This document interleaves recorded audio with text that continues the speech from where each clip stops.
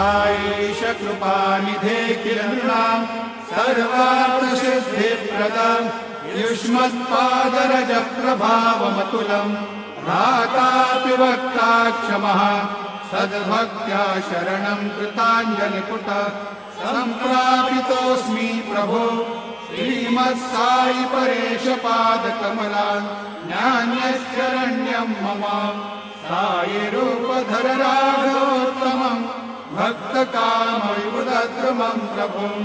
माययोपातचित्तशुद्धये चिन्तयाम्यहर्निशम् मुदा शरत्सुधांशुप्रतिमम् प्रकाशम् कृपाकपत्रम् तव साईनाथ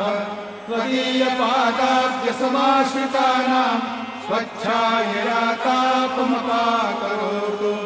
उपासनादैवत साईनाथ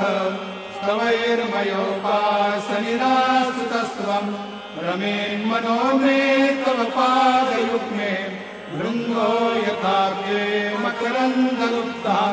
अनेकजन्मार्जितपापसंशयो भवेत् भवत्पादसरोजदर्शनात् क्षमस्व सर्वान् अपराधपुञ्जकान् प्रसीद साई सद्गुरो दयानिधे श्री साईनाथ चरणामृतपूतचित्तास् तत्पादसेवनरता सततम् च भक्त्या संसारजन्यदुरितौ धर्मनिर्गतास्ते कैवल्यधाम परमम् समवाप्नुवन्ति स्तोत्रमेतत्पठे भक्त्या यो नरस्तन्मना सदा सद्गुरो साईनाथस्य कृपापात्रम् भवेद् ध्रुवम्।